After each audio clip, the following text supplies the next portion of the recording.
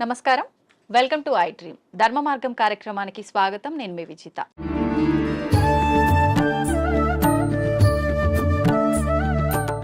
సాధారణంగా మనిషి యొక్క ఆయుష్ అనేది 100 ఏళ్ళు, 100 సంవత్సరాలు అని చెప్పి మనందరం కూడా వాడుక భాషలో మాట్లాడుకుంటూ ఉంటాము. కానీ కొద్ది మంది మాత్రమే 100 ఏళ్లకు పైబడిన వాళ్ళని మనం చూస్తూ ఉంటాము. 100 ఏళ్ళు కూడా లేకుండా 60లు, ఇప్పుడు ప్రస్తుతం మాత్రం 40లోనే వాళ్ళ జీవనాన్ని కొనసాగించలేకపోవటం అయితే ప్రస్తుత పరిస్థితుల్లో మనం చూస్తున్నాము. అసలు ఈ 100 ఏళ్ల ఆయుర్దాయం ఉండాలి అనంటే ఒకప్పటి కాలంలో వాళ్ళు ఎలాంటి ఆరోగ్యానికి సంబంధించిన జాగ్రత్తలు తీసుకునే వాళ్ళో మనకైతే చాలా వరకు అవగాహన లేదు. కానీ ప్రస్తుతం నాతో పాటు ఉన్నారు స్వామీజీ. వారు 109 సంవత్సరాలు వారి జీవనాన్ని కొనసాగిస్తూ ఉన్నారు. చాలా ఆరోగ్యంగా కూడా ఉన్నారు. అసలు ఇది ఎలా సాధ్యపడింది అంటే వారు చేసే ధ్యాన సాధన వల్లే సాధ్యపడిందని అయితే చెప్పొచ్చు. ఇప్పుడు స్వామివారితో మాట్లాడి ఆ డీటెయిల్స్ అన్ని కూడా మనం క్లియర్గా తెలుసుకునే ప్రయత్నం అయితే చేద్దాం. నమస్కారం స్వామీజీ. హరి ఓం. స్వామీజీ 109 సంవత్సరాలు అంటే మామూలు విషయం కాదు. నేనైతే ఫస్ట్ టైం చూస్తున్నా. నిజంగా మీకు ధన్యవాదాలు స్వామీజీ. ఇప్పుడు ప్రస్తుతం ఉన్న సమాజంలో రకరకాల ఆరోగ్య సమస్యలు, ఎంత ఆరోగ్యంగా ఉన్న వాళ్ళైనా 40-60కి మించి వాళ్ళ జీవనం కొనసాగించే వాళ్ళ సంఖ్య చాలా తక్కువగా ఉంటుంది. అసలు ఎలా సాధ్యపడుతుంది స్వామీజీ? ధ్యానం చేయడం వల్ల ఆయుర్దాయం అనేది పెరిగే అవకాశం ఉంటుందా? గం గణపతియే నమః, ఐం సరస్వతియే నమః, శ్రీ గురుభ్యో నమః. మా గురుగారైనటువంటి మహంత్ హిమాలయ గిరిజీ మహారాజ్ వారి పాదపద్మంలోని మనసులో స్మరించుకొని వీక్షిస్తున్న టీవీ ప్రేక్షకులకు శుభము మంగళము జరగాలని కోరుకుంటూ, మనిషి ఆయురార్థం మనిషి చేతిలోనే ఉంది. బ్రహ్మ ఏదో రాశాడు అంటారు, ఎక్స్పైరీ డేటు, డిస్పాచ్ డేటు అని. అది ఒక విధంగా కరెక్ట్ అయినప్పటికీ దాన్ని మార్చుకోగలిగిన శక్తి కూడా ఆ పరమాత్ముడే యోగము అనే దాని మీద మనకి ఇచ్చాడు. ఒక యోగ సాధన, సిస్టమేటికల్ లైఫ్, ఏ టైంలో ఏం తినాలా, ఎంత తినాలా, ఆ పద్ధతులన్నీ ఉండి ఒక గురువు నేర్పించినాడు. ఆ నేర్పించిన సిస్టమ్ ఈ రోజు వరకు తూచా తప్పకుండా పాటిస్తూ ఉంటే 109 కర్మ ఇంకా ఎన్నాళ్ళైనా బతకవచ్చు. మీకు అందరికి బాగా తెలిసి ఉంటుంది, ఒక 2 ఏళ్ల కింద పద్మశ్రీ అవార్డులు ఇచ్చినప్పుడు శివానంద అనే ఒక యోగా మాస్టర్ సరస్వతి ఘాట్ దగ్గర ఉంటాడు కాశీలో. ఈ రోజుకు యోగా నడుపుతున్నాడు ఆయన. ఆ యోగా చేస్తాడు. He's 124 years on the day which he's taking award. తీసుకున్నప్పుడు ఆయనకు 123, ఇప్పుడు 125. మీ లోపల ఇక్కడ లౌకికంలో తిరుగుతున్న వాళ్ళలో ఆయన మీకు కనపడతాడు. మహామహా యోగులు కొంతమంది వాళ్ళ వయసు ఇంత అని వాళ్ళకు తెలీదు, వాళ్ళ డిసైపుల్స్ కూడా తెలియదు. మరి హిమాలయాలలో ఉండి తపస్సులు చేసుకుంటున్న వాళ్ళు అట్లే ఉన్నారు. సో ఈ ఏజ్ను, ఈ కట్టెను, ఉపాధిని కాపాడుకునే రహస్యాలు గురువు ద్వారా వస్తాయి. ఆ గురువు చెప్పింది తూచా తప్పక చేసినప్పుడే అది స్టాండర్డ్గా ఉంటాయి. కానీ గురువు చెప్పాడు నేను చేయలేదు అంటే ఏం లేదు. మనకు ప్రాక్టికల్గా కావాల్సినంత ఉంది. వేదాలు, ఉపనిషత్తులు, పురాణాలు ఇన్ని ఉన్నాయి. కానీ ప్రాక్టికల్, థియరాటికల్ 112 ఉంది. ప్రాక్టికల్ ఎవరు చేస్తాడో వాడు ఇట్లే ఉంటాడు. ఓకే, అంటే ఇలా చేసిన వాళ్ళకి ఖచ్చితంగా సాధ్యపడుతుంది. ఎవరైనా బతికేది 120 ఏళ్ళ ఆయురార్థం అనేది పరమాత్ముడు ఇచ్చింది. మనంతకు మనమే ఒక 20 ఏళ్ళు పోగొట్టుకుంటున్నాం. ఎట్లా అంటే పెద్దవాళ్ళ దగ్గరికి పోయి మనం నమస్తే పెడితే ఆయన శతమానం భవతి అంటాడు. 120 ఏళ్ళు భవతి అనడం లేదు. అక్కడే 120 ఏళ్ళు పోయింది. ఈ ఉన్న 100 ఏళ్లలో 50 ఏళ్ళు నిద్ర, 15-16 ఏళ్ల వరకు ఏమీ తెలియని బాల్యం, 80-90 వచ్చినప్పటి నుంచి నట్టుబోల్ట్లు లూజ్ అయ్యి అదొక 10 ఏళ్ళు. 100 ఏళ్ళు బతికినా దాంట్లో వాడి నిజమైన బతుకు 15-20 ఏళ్ళు మాత్రమే. ఎవరికి నచ్చినట్టు మరి దాంట్లో అక్కడికి యాత్రలు, ఇక్కడికి ప్రయాణాలు, ట్రాన్స్పోర్ట్, టీవీలు చూడాలు, సినిమాలకు పోవడాలు, ఆ గంటలంతా తీసేస్తే అది ఒక 5-6 గంటలు. అది నిజమైన మనిషి బతుకు ఎట్లా ఉండాలా అనేది అక్కడ ఉంది. ఎంతసేపు నిద్రపోవాలా, ఎంతసేపు మేలుకోవాలా. పెద్దలు అంటారు దిన్ దియా కామ్ కర్నేకి లియే, రాత్ దియా సోనేకి లియే అని. పగలు పని చేసుకునేకి ఇచ్చాడు, రాత్రి నిద్రపోయేకి ఇచ్చాడు. మనం ప్రకృతికి విరుద్ధంగా రాత్రి అంతా 11-12 వరకు మేలుకుంటున్నాం. సూర్యోదయాన్ని చూడకుండా సూర్యోదయం అయినాక లేస్తాం, కరెక్ట్. అప్పుడు లేచి స్నానాలు చేస్తాం. మన పూర్వీకులు మనకు చెప్పింది బ్రహ్మ ముహూర్త స్నానం, అది దేవతల స్నానం. సరే నీకు అది వీలు కాలేదు, 4:30కి చేయి ఋషుల స్నానం, 5:30కి చేయి మనుషుల స్నానం, సూర్యుడు బయటికి వచ్చినాక చేసే స్నానం రాక్షస స్నానం. అంత సిస్టమ్ ఎందుకు పెట్టినారు? Early to bed, early to get up. 9-10 బజేకు సోజావు, 9-10 గంటలకు నిద్రపోండి, 3 గంటల వరకు 5:30-6 గంటల నిద్ర ఒక మనిషికి అది చాలు, సరిపోతుంది. మనం అట్లా చేయడం లేదు. రాత్రి 11-12 వరకు మేల్కొని పొద్దున్న 7 గంటలకు లేస్తూ ఉన్నాం. అవును. సో అక్కడ కొంచెం దెబ్బ. రెండవది తినే ఆహార పదార్థాలు. ఒకప్పుడు ఏ ఎరువులు వేయకుండా పండించేవాళ్ళు. 6 నెలలు 7 నెలలకు కానీ కోతకు వచ్చేది కాదు ధాన్, గోధుమలు కానీ రైస్ కానీ. ఇప్పుడు 3 నెలలు 2 నెలలకి వచ్చేదానికి చేసేస్తూ ఉంటారు ఆర్టిఫిషియల్ ఎరువులు వేసి. సో దాంట్లో శక్తి బలము ఉండడం లేదు. ఆ తినే విధానం కూడా హైయెస్ట్ బాయిలింగ్ చేసి తింటాను. జబ్బులు మూల కారణం అది. పరమాత్ముడు సృష్టించిన 84 లక్షల జీవరాశుల్లో ఏది కూడా ఉడికించి తినడం లేదు, ఫ్రిడ్జుల్లో పెట్టుకోవడం లేదు. అవి హ్యాపీగా ఉన్నాయి, కంటద్దాలు పెట్టుకోవడం లేదు, చోట్ మిషన్ పెట్టుకోవడం లేదు. మనం పెట్టుకుంటున్నాం. కరెంట్ ఆ ఫుడ్కు వ్యతిరేకం.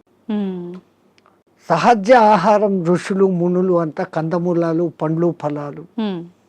పరమాత్ముడు ఏది న్యాచురల్గా ఇచ్చినాడో అప్పటికది తినేస్తారు. మళ్ళీ సాయంత్రానికి రేపటికి అని దాచిపెట్టుకోవడం కూడా లేదు. ఓకే, ఎప్పుడు తప్పుడే. ఒకసారి చెట్టు నుంచి కట్ అయితే 3.5 అవర్స్లో తాను తిన్నప్పుడు ఆ చెట్టుకు దానికి కనెక్టివిటీ పవర్ ఉంటుంది, ఆ ఫలము శక్తివంతంగా ఉంటుంది. దాన్ని మనం ఫ్రిడ్జ్లో పెట్టేసి స్టాక్ పెట్టుకొని ఎప్పుడెప్పుడో తింటున్నాం. ఆ చెట్టు కనెక్టివిటీ ఆ పండులో నుంచి పోతుంది, పండు రుచి ఉంటుంది, శక్తి తగ్గిపోతుంది. అయితే స్వామీజీ, ఇప్పుడు మీలాంటి యోగులకే సాధ్యపడుతుందా? ఇప్పుడు మీరు చెప్పినట్టుగా ఇలాంటి ఆహార నియమాలు పాటించి ధ్యానం పైన ఫోకస్ చేస్తే నార్మల్ మనుషులకు కూడా సాధ్యపడుతుందంటారా? ఎవరికైనా అమ్మ, పరమాత్ముడు 24 గంటలు టైం ఇచ్చాడు. 23 గంటలు మీ నిద్ర, మీ లౌకిక వ్యవహారాలు అన్నీ చూసుకోండి, ఎంజాయ్ చేయండి. మనిషి జన్మ ఎత్తే ఆనందించాల, ఫ్రెండ్స్తో రిలేటివ్స్తో సినిమాలు ఎంజాయ్ చేయండి. బట్ 1 అవర్ నాది అనుకోండి, ఈ 1 అవర్లో ఒక half an hour body fitness ఎక్సర్సైజులు, ఒక్క 40-30 మినిట్స్ నేను ఎవరు అన్న ప్రశ్న వేసుకొని మీలోకి మీరు ప్రయాణం. అది ఆత్మధ్యానం అంటాం మేము. ఓకే, బయటికి గమ్మని కూర్చొని ఉంటాం. దానికి ఇంకా ఎన్నో పద్ధతులు ఉన్నాయి. ఒక విగ్రహాన్ని ఊహించుకుంటూ ఆ విగ్రహ మంత్రమే చదువుతూ భ్రమర కీటక న్యాయం అయిపోవడం ఒక విధానం. ఏది లేది నిరాకారాన్ని చూడాలా అనుకున్నప్పుడు ఆ నిరాకారాన్ని జ్యోతిగా భావించి చూడడం ఒక విధానం. ఆ జ్యోతి నాలోనే వెలుగుతుంది అనుకొని ఆ జ్యోతి దర్శనం కోసం తప్పిస్తూ తపన చేయటం ఒకటి. ఓకే, ఇట్లా విధానాలు వేరే వేరేగా ఉన్నాయి. మన ఋషులు మనకు 100 మార్గాలు చూపించారు. ఎవరికి ఏది అడాప్టబుల్లో, ఎవరికి ఏది సూటబుల్లో, ఎవరికి ఏది సులభంగా చేసుకోగల శక్తి ఉందో వాడు అది చేసుకుంటాడు. మనకు ఆ చాయిస్ ఇచ్చాడు పరమాత్మ, బట్ మనం యూటిలైజ్ చేసుకుంటలేదు. ఓకే, అయితే స్వామీజీ, ఇప్పుడు మీరు ఆధ్యాత్మిక మార్గం వైపు వెళ్ళటానికి, యోగిలా మారటానికి కారణం ఏంటి? మీ కుటుంబ నేపథ్యం ఏంటి? మాకు కుటుంబం అంటూనే లేదు. పరమాత్ముడి దయ, నా అదృష్టం, నా పూర్వజన్మ సుకృతం. నేను 2 ఏళ్ళ పిల్లవాడిగా ఉన్నప్పుడు హరిద్వార్లో ఉన్న ఒక మేళాలో మిస్ అయినాను. మీరు జాతర ఉత్సవం అంటారు, అట్లా అక్కడ మేము మేళా అంటాం. ఆ మేళాలో మిస్ అయినాను. ఏ ప్రాంతం నుంచి వచ్చానో, నా కులం మతం ఏమి నాకు తెలియదు. బై మిస్టేక్ తప్పిపోయినానో, మా తల్లిదండ్రులకు బరువై నన్ను వదిలిపెట్టారో, ఏ కారణమైనా నాకేదో పూర్వజన్మ పుణ్యం ఉండబట్టి మా గురువుగారు అనే మహంత్ హిమాలయగిరి మహారాజ్ వారు తన స్థానం రుద్రప్రయాగ నుంచి ఆ మేళాకు వచ్చి ఉండి నన్ను చూసి చేరదీశారు. ఆయనే విద్యాబుద్ధులు చెప్పించారు. ఆ తర్వాత ఆయన దగ్గరనే 7.5 ఏళ్ళు శిష్యరికం చేసిన తర్వాత, డిగ్రీ అయిపోయిన తర్వాత, ఆ మహానుభావుడు ఆ 7.5 సంవత్సరాలలో ఈ కుండలిని విద్య, యోగము, పురాణాలు, ఇతిహాసాలు, వేదము, ఈ సాధనాలు చెప్పి ధర్మ ప్రచారం నీ కర్తవ్యం. ఉమ్, దేశం ఎట్లుందో తెలుసుకోవాలంటే ముందు పాదయాత్రతో దేశమంతా తిరిగిరా, చార్ధామ్ దర్శన్ అన్నారు. ఉమ్, బడా చార్ధామ్ అని ఒకటి, చిన్న చార్ధామ్ అని రెండు ఉన్నాయి. ఓకే. బద్రీ, కేదార్, గంగోత్రి అనేది చార్ధామ్ చోట. ఉమ్, బడాది బద్రీ నుంచి పూరి జగన్నాథ్, రామేశ్వరం, ద్వారకా. ఉమ్, ద్వారకా నుంచి స్వస్థానం అంటే ఉమ్, ఒక్క కాశ్మీర్ విడిచిపెట్టి మిగతా మన దేశం అంతా ఒక చక్కర కొడతాం. ఉమ్, ఈ పవిత్ర భారతదేశంలో ఎన్ని సాంప్రదాయాలు ఉన్నాయి, ఎంతమంది ఆహారపు అలవాట్లు ఉన్నాయి, ఉమ్, ఎన్ని వాతావరణ పద్ధతులు ఉన్నాయి. ఈ ఉపాధికి అవన్నీ అకష్టం కావాలా. ఉమ్, నాకు ఇదే కావాలా అన్నవాడు సన్యాసి కాదు. ఓకే. నాకు అన్న మాట వచ్చిందంటే నేను నీ దగ్గర అన్ని వదిలిపెట్టినానన్న మాటకు విరుద్ధం. ఉమ్, సర్వం న్యాసం, నీ దగ్గర నేను పెట్టేశాను, ఓకే. నీవు నేను తప్ప ఏమీ లేదు అనేది సన్యాసం. ఉమ్, మరి అటువంటప్పుడు మళ్ళీ నాకు ఇది కావాలా, నాకు చపాతీలే కావాలా, ఉమ్, నాకు ఏసీ రూమే కావాలా, ఇవన్నీ విరుద్ధం. ఉమ్, సో ఈ విరుద్ధతకు ముందు ఈ శరీరాన్ని తయారు చేసేదానికి గురువులు ఆ సాధనలు నేర్పిస్తారు.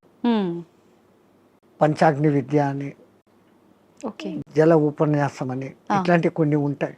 ఓకే. అవి నేర్పటం మూలంగా చలి, ఎండావానలకు ఈ శరీరం తట్టుకునే స్థితికి వస్తుంది. ఉమ్, అలాగే ఆహారం విషయంలో 11-12 రోజులు తినకుండా కూడా అదే శక్తిగా ఉండే సాధన కొన్ని మంత్రాల మూలంగా ఇన్నర్ శక్తిని పెంచుకునే.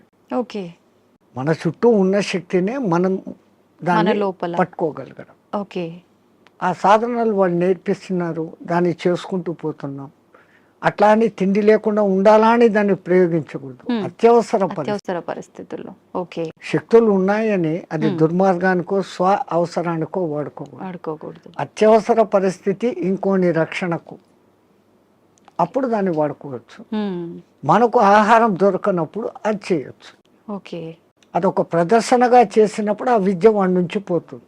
ఉమ్, అంటే అది మీకు మీరుగానే చేసుకోవచ్చా స్వామీజీ? వేరే వాళ్ళ పైన కూడా మీరు అలా ఎవరికైనా చేయొచ్చు. ఇప్పుడు చాంద్రాయణ వ్రతము అని ఉంటుంది, ఉమ్, అది అందరికీ తెలిసిందే. ఉమ్, మొదట ఒక పౌర్ణమి రోజు మగలంతా ఉపవాసం ఉండనిచ్చి ఉమ్, చంద్రోదయం అయిన తర్వాత బాగా 15 పిడికిళ్ళ రొట్టె ముక్కలు, దానికి అవసరమైన 2 రకాల సబ్జీ, దాల్, ఉమ్, పెరుగు, నెయ్యి, బెల్లము అన్నీ పెడతారు. ఆ, అసలు సామాన్యంగా ఒక మానవుడు అంత తినలేడు, ఉమ్, అంత పెడతారు. ఆ, ఆ తర్వాత చంద్రకళలు ఎట్లెట్లా తగ్గుతాయో ఒక్కొక్క ముఠి తగ్గిపోతా పిడికెడు ఆహా. తగ్గిపోతా వస్తుంది.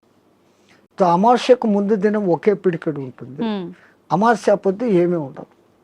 ఫస్ట్ 15 days అన్టాలరేటబుల్, ఉమ్, మనిషికి అలవాటు కాదు. ఆ, మళ్ళీ ఒక్కొక్క పిడికెడు పెంచుకుంటూ పౌర్ణమికి మళ్ళీ 16 ముద్దల భోజనం, ఓకే.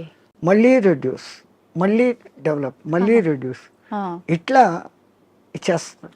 మొదట్లో మాకు కూడా చాలా బాధ అనిపించి మా గురువుగారితో అడిగాం, ఉమ్, ఇట్లా కొంచెం కొంచెం చంపే బదులు ఒకటేసారి చంపేయచ్చు కదా పబ్లిక్. ఆ, ఆయన అన్నాడు, రే ఈ పాపీ పేట్, ఈ పొట్ట ఇట్లా జానడు ఇట్లా జానడు. ఉమ్, ప్రపంచంలో ఎంత పెద్ద గుంతనైనా రోజు 3 పిడికెళ్ళు మన్ను వేస్తే 10 ఏళ్లకో 20 ఏళ్లకో నిండిపోతుంది. అవును. ఈ పొట్టకు 4 సార్లు 5 సార్లు వేసినా నిండదు. ఉమ్, నువ్వు దీన్ని జయించుకున్నావంటే జితం జిహ్వా జితం సర్వం, నాలుకను నువ్వు జయిస్తే రుచులను తప్పించి ఉమ్, ఉమ్, ఎంత నీకు అవసరమో అంత నువ్వు తిన్నప్పుడు ఉమ్, ఆ పొట్ట మీద నీకు కాబు వస్తుంది. అప్పుడు నువ్వు ప్రపంచంలో ఎవరికి లొంగాల్సిన పని లేదు. ఉమ్, ఈ ఆకలే కదా మనిషిని లొంగదీస్తుంది, లొంగదీస్తుంది. అపరాధాలు చేయిస్తుంది, అబద్ధాలు ఆడిస్తుంది. అంటే వాడి కోసం, ఆ పొట్ట కోసం, వాడి మీద ఆధారపడిన పొట్టల కోసం. ఉమ్, దీని మీదనే కాపు పొందితే ఏంటే అవసరం లేదు. ఉమ్, మేము ఎక్కడో పాదచారులుగా తిరిగేటప్పుడు మాకెప్పుడో పిలిచి భిక్ష పెట్టడు. ఉమ్, మళ్ళీ సన్యాసంలో ఇదొక రోజు, ఎవరైనా పిలిచి భోజనం పెడితే తినాలా తప్ప మాకై మేము ఇట్లా అనకూడదు. ఓకే. అడిగితే అది రుణం, హా. వాళ్ళై వాళ్ళు ఇస్తే అది దక్షిణ. ఈ అర్థాలు ఉన్నాయి. ఉమ్, ఉమ్, ఉమ్. రుణపడినాము అంటే ఆ రుణం తీర్చుకునేకి మళ్ళీ ఇంకో జన్మ ఇంకొక ఎత్తాలి. జన్మ ఎత్తాల్సిందే. జన్మరాహిత్య స్థితి కోసం సన్యాసం. మరి ఇప్పుడు మళ్ళీ ఈ లంపటంలో ఎందుకు పడాలి? ఓకే. ఎట్లాగో గురువు ఇచ్చిన సాధన ఉంది, ఉమ్, తో ఉండొచ్చు, అప్పుడు వాడుకుంటాం దాన్ని. స్వామీజీ మీరు చెప్పారు కరెక్టే. అలా మేము చేయి చాపి అడిగామంటే అది రుణంలాగా ఉండి మరొక జన్మకి దారి తీస్తుంది. కానీ చాలామంది బాబాల్ని, స్వామీజీలని చూస్తున్నాం గదా! వాళ్ళు ఖచ్చితంగా తీసుకుంటూ ఉంటారు. వాళ్ళందరినీ దొంగ బాబాలు అలా అనొచ్చంటారా? ఈ ప్రకృతి పరమాత్ముడు సృష్టించిన దాంట్లోనే చెడు మంచి రెండు ఉన్నాయి. హ్మ్. హ్మ్. చెడు ఉన్నప్పుడే మంచి ఏదో మీరు ఐడెంటిఫై చేయగలుగుతారు. హ్మ్. బాగా ఎండలో తిరిగేసి వచ్చారు, మీ ఇంట్లో కూర్చొని ఫ్యాన్ ఆన్ చేశారు, ఆ చల్లగాలి ఆహా అంటున్నారు. ఈ ఆహా అని మీకు ఎప్పుడు అనిపించింది? ఆ ఎండ అనుభవించినాక, ఆ బాధ అనుభవించినాక. అవును. అది లేకపోతే మీరు జీవితాంతం ఫ్యాన్ కిందనే ఉన్నప్పుడు ఈ ఫ్యాన్ నాకు సుఖం ఇస్తుంది అన్న గుర్తింపు మీకు రాదు. ఉండదు. కరెక్టే. సో సుఖాన్ని మీరే గుర్తింపు చేసుకుంటున్నారు. ఎండలో తిరిగి ఉస్సు బస్సు నాకు నీళ్లు తప్పికెత్తంది మంట అనే ఫీలింగ్ వచ్చినప్పుడు కష్టాన్ని మీరే ఫీల్ అవుతాను. ఓ అది కష్టము, ఇది మంచిది, బాగుంది అనే కంపారిజన్ వస్తాను. అట్లా లోకంలో వేరే రకాలు ఉంటారు. ఇంకోళ్ళను మనం విమర్శన దృష్టిలో మేము చూడం. అతను దృష్టిపథం ఎట్లాడుతూ కొంతమంది ఉంటారు, మీ కర్మను తొలగించాలంటే మీ దగ్గర నుంచి ఏదో ఒకటి తీసుకున్నప్పుడు మీ తీసుకోవడం బాహ్యంగా ఉన్నా దాని వెనకల మీ కర్మను లాగలిగిన గొప్ప వాళ్ళు ఉంటే ఆ పని చేస్తారు. ఇంకా కేవలం బతుకు తెరువు కోసం ఈ బట్టలు వేసుకొని తింటున్నాం చేస్తున్నాం అనే వాళ్ళు ఉన్నారు లోకం. కానీ నే మట్టుకు నా వరకు అసలు నేను అందరికీ చెప్పేసలా, ఇంకోటి నువ్వు విమర్శించకు, కంపేర్ చేసుకోకు. నీ కర్తవ్యం నువ్వు చేసుకుంటావు, నీ గురువు నీకేం చెప్పాడో అది చేసుకుంటావు. కంపారిజన్లోకి పోతే ప్రపంచమంతా ఇంకా సమస్యలే. స్వామీజీ, క్రియాకుండలి అంటుంటారు, ఇది ఒక విద్యనా? ఇది నేర్చుకోవటం వల్ల ఎటువంటి మార్పులు గమనించవచ్చు అంటారు? యోగం అంటేనే కలయిక. విడిపోయాం పరమాత్మ నుంచి, మళ్ళీ పరమాత్మతో కలవాలా అనుకోవడమే యోగం. ఆ ఒక్క యోగ సాధనకు మన పూర్వీకులు అనేకంగా క్రియాయోగం అని, కర్మయోగం అని, భక్తి యోగం అని, జ్ఞానయోగం అని, కుండలిని యోగం అని, హఠయోగం అని, క్రియాయోగం అని, నాదయోగం అని, స్వరయోగం అని. స్వరయోగం అంటే ముక్కుల ద్వారా గాలి ఎటు పోతుంది ఎటు వస్తుంది అని ఇన్ని రకాలు ఉన్నాయి. అది కూడా మనకి ఇవ్వబడిన చాయిసెస్. నీకు దేంట్లో నిష్ణాతత వరకు పోగలుగుతావు. ఇప్పుడు స్టడీస్లో తీసుకుంటే బిఏ అయినాక ఎంఏ, ఎంఏ అయినాక ఎంఫిల్, ఏమో అంతతో నువ్వు దాంట్లో పర్ఫెక్ట్. అవును. సో దీంట్లో కూడా ఫండమెంటల్స్ నుంచి ఆ స్థాయికి నువ్వు పోగలిగినప్పుడు యూ విల్ అచీవ్. ఎవరైనా కానీ అచీవ్ కావచ్చు. చాయిసెస్. అట్లాంటి దాంట్లో ఈ క్రియాయోగం అనేది ఒకప్పుడు వైదిక కాలంలో ఉండేది, మధ్యలో లుప్తమైపోయాయి. ఆ లుప్తమైపోయిన దానికి మనుషులకు తిరిగి అందించాలని దాని మూల పురుషుడైన మహావతార్ బాబా ఒక మహానుభావుడిని ఎన్నుకొని అతని మాధ్యమంగా చేసుకొని కొన్ని వేల గ్యాప్ మధ్యలో తర్వాత మళ్ళీ ఆయన ద్వారా ప్రచారంలోకి తీసుకొని వచ్చారు. ఆయన తీసుకొని వచ్చిన వాళ్ళలో క్రియాయోగం చేస్తే ఫలితం ఇట్లుంటుంది అని లోకానికి చూపించినోడు ఒక యోగి ఆత్మకథ రాసినాడు కదా పరమానంద. ఆయన డెడ్ బాడీ 15 రోజుల వరకు చెడలేదు. అది యోగి శక్తి. క్రియాయోగం చేస్తే క్రియాయోగం చేస్తే దాంట్లో చేయాల్సిన దాంట్లో కఠినతరమైన సాధన ఏమంటే ఖేచరీ ముద్ర. ఈ నాలుకను వెనకకు మడిచి చిన్న నాలుకను ఉండే దాని వెనకకు పెట్టి నాసికా రంధ్రాలను క్లోజ్ చేస్తూ సాధన చేసినప్పుడు ఆ చిన్న నాలుక బ్రహ్మ మన మైండ్లో నుంచి ఒక రసం ఊరి ఒక డ్రాప్ పడుతుంది. అది అన్నాహారాలకు నీటి దప్పికలను కానివ్వకుండా చేయటమే కాకుండా ఈశ్వరానుసంధాన శక్తిని కలగజేస్తుంది. బ్రహ్మరంధ్రం యాక్టివేట్ అయ్యేటట్టు చేస్తుంది. షట్చక్రాలు యాక్టివ్గా ఉండేదానికి కారణమవుతుంది. షట్చక్రాలు ఎప్పుడు యాక్టివ్గా ఉంటాయో ఆ షట్చక్రాలు నియంత్రిస్తున్న ఇన్నర్ ఆర్గాన్స్ అన్ని యాక్టివేట్. దేహం ఆరోగ్యంగా ఉంటుంది, మనసు ఆరోగ్యంగా ఉంటుంది, ఆత్మ ఆనంద స్థితిలో ఉంటుంది. ఈ సాధన చేయడానికి ఎంత కాలం పడుతుంది స్వామీజీ? చాలా కష్టంతో కూడుకున్నదే కదా. దాన్ని బలవంతంగా ఆ నాలుకను సాగదీస్తూ వెనకున్న నరాన్ని కట్ చేసి లోపలికి తోసుకుంటూ తిప్పల పడేదానికే 3-4 ఏళ్ళు అవుతుంది. అది బలవంతంగా చేసింది. పూర్వజన్మ సుకృతం ఉన్నప్పుడు, ఆ గురు కటాక్షం ఉన్నప్పుడు అది సహజంగా వెనక్కి వెళ్ళిపోతుంది. అది ఎవరికి ప్రాప్తతో వాళ్ళకే. ప్రతి ఒక్కటి ఎవడు చేయాలంటే, మనమంతా ధీరుబాని అంబాయిలు కాలేమే. మన దేశంలోనే పుట్టాడు ఆయన, మన ఎదురుగానే పెరిగాడు, ఈ పొద్దు కోట్ల ఆస్తి, మనం లేదు. అవును. సో ఎవరికి ఏది ఉందో అదే అది. కానీ సాధన సిస్టమేటికల్గా చేస్తే ఎవరైనా అద్భుతమైన క్రియాయోగి కాగలరు. ఇప్పుడు మీరు కూడా ఈ విద్యను నేర్చుకున్నారు కదా స్వామీజీ, మీకు ఎంతకాలం మాకు నేర్పించింది మా గురువు గారు కుండలిని విద్య. కుండలిని విద్య. ఓకే. అదే నేను చెప్పాను, ఇప్పుడు ఇన్ని యోగాలు ఉన్నాయని. దాంట్లో మా లైన్ కుండలిని యోగ సాధన.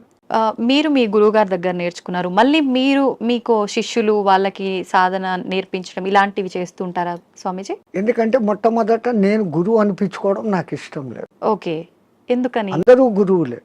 పత్రిజీ అంటారు, you are masters, I'm also master, you are gods, I'm also god అంటారు. సో అందరిలో అదే ఉన్నప్పుడు నేను ఏదో నేర్పిస్తాను అనే అహంకారం కాదు. నాకైతే తపన ఉంది, నేను బాగున్నాను, నాలాగా మీరు ఉండండి. కానీ ఆ చేసే ప్రాసెస్ అందరూ అట్లా చేయలేరు. ఆ క్రియలు ఉంటాయి, క్రియల తర్వాత 3 బంధాలు అనేటివి ఉంటాయి, పూరక కుంభక రేచకాలు అనేది ఉంటాయి. ఇవన్నీ చెప్తున్నప్పుడు బాగా వింటారు, ప్రాక్టికల్ అది ఉండదు. థియరాటికల్ గా నేను వాళ్ళకి పూర్తి అర్థమయ్యేటట్టు చెప్తా వాళ్ళ భాషలో. బట్ చెప్పిన తర్వాత ఆ రోజు చాలా బాగుంది అంటారు, నెక్స్ట్ డే దాన్ని చెయ్యరు. వీళ్ళందరూ ఎట్లున్నారంటే ఈ కాలంలో, ఈ పొద్దు వినేయాలా రేపటికంతా నాకు వచ్చేయాలి, వింటే రాదు కదా. Practical, everything practical. ఓకే స్వామీజీ, మీరు ఇన్ని సంవత్సరాలుగా రకరకాల మార్పులు సమాజంలో కానీ మనుషుల్లో కానీ చూస్తూ వచ్చారు కదా, ప్రత్యేకించి చెప్పాలి అని అంటే ఎక్కువగా మార్పు చెందిన విషయాలు ఏంటి? స్వాతంత్రం రాకముందే చాలా బాగుండిందమ్మ దేశం. ఇంత క్రూరత అనేది అప్పట్లేదు. అప్పుడు వాళ్ళ పోలీసింగ్ చాలా తక్కువ అయినా బ్రిటిష్ వాళ్ళు పద్ధతిగా ఉన్నారు. కానీ వాళ్ళది వాళ్ళు ప్రచారం చేసుకునేకి మన గురుకుల వ్యవస్థను ధ్వంసం చేసి ఈ ఇంగ్లీష్ ఏబిసి కాన్వెంట్లు పెట్టారు. అవును. సో వాళ్ళ ప్లాన్ మన సంస్కృతిని ధ్వంసం చేస్తే మనం పోతాము. కానీ మన సనాతన ధర్మ సంస్కృతి అజరామరం, ఎవడు దాన్ని ఏమీ చేయలేదు. 1000 ఏళ్ళు ప్రయత్నం చేశాడు, ముస్లిమ్స్ కాలేదు. 400-500 చేసిన బ్రిటిష్ వాళ్ళ చేత కాలేదు. ఈ పొద్దుకు అది అజరామరంగా ఉంది. ఎందుకంటే మనది గురు శిష్య పరంపర, అది ఎక్కడా పోదు. ఇప్పటికి కేరళలోను కాశ్మీర్లోను ఉన్న బ్రాహ్మిన్స్, నంబుద్ధిడి బ్రాహ్మణ్స్ అని ఉంటారు. వాళ్ళ వేద పఠన విధానం, వాళ్ళు వేదాన్ని కాపాడుకుంటూ వస్తున్నారు. పుస్తక రూపంలో వీడు కాల్చేశాడు. మస్తకాన్ని ఎక్కడ కాలుస్తావు? మస్తకంలో పెట్టుకుని తరతరాలు అందిస్తున్నారు. కాబట్టి మన దేశం ఈ రోజుకు అలాగనే ఉంది, భవిష్యత్తులోనూ అలాగనే ఉంది. ఓకే. ఒకప్పటి రోజుల్లో చూస్తే ఆడవాళ్ళకి చాలా ప్రత్యేకత, గౌరవం ఉండేది. ప్రస్తుత సమాజంలో అది అసలు కనుమరుగైపోయిందనే చెప్పాలి. మనుశాస్త్రంలో నా స్త్రీ స్వాతంత్రం అర్హసి అన్నాడు అని దాన్ని ఏదో తప్పుగా లోకం చెప్తా ఉంది. ఆయన ఆ మాట అన్న తర్వాత దాని వెనకాల ఎంత ఎక్స్ప్లెనేషన్ ఇచ్చాడో అది చదవరు. ఒక అమ్మాయిని తండ్రి, అన్నదమ్ములు అపురూపంగా రక్షకులుగా ఉండాలి. పెద్దదై పెళ్లి చేసిన తర్వాత భర్త రక్షకుడుగా ఉండాలి. తనకు వయసు పెద్దదైనప్పుడు సంతానము తల్లిని అపురూపంగా చూసుకోవాలి అని ఆయన చెప్తూ, ఇంతమంది ప్రొటెక్షన్ లో ఉండే ఆమెకు వేరేగా స్వాతంత్రం అవసరం లేదు అన్న మాట అంటే, దాన్ని మనం మిస్అండర్స్టాండ్ చేసుకొని స్త్రీలకు స్వాతంత్రం లేకుండా చేశారు, మీ సంస్కృతి వెస్ట్, మేము చూడు ఎంత ఫ్రీనెస్గా ఉన్నాము అని. ఫ్రీనెస్గా ఉండి 3 రోజులకు ఒకసారి విడాకులు తీసుకుంటున్నారు. మన సనాతన ధర్మంలో విడాకులు అన్న వ్యవస్థ లేదు. ఒక్కసారి పెళ్లి చేసుకుంటే జీవితాంతం వాళ్ళిద్దరూ కలిసిమెలిసి ఉండాలా అన్నంత వ్యవస్థ పెట్టారు.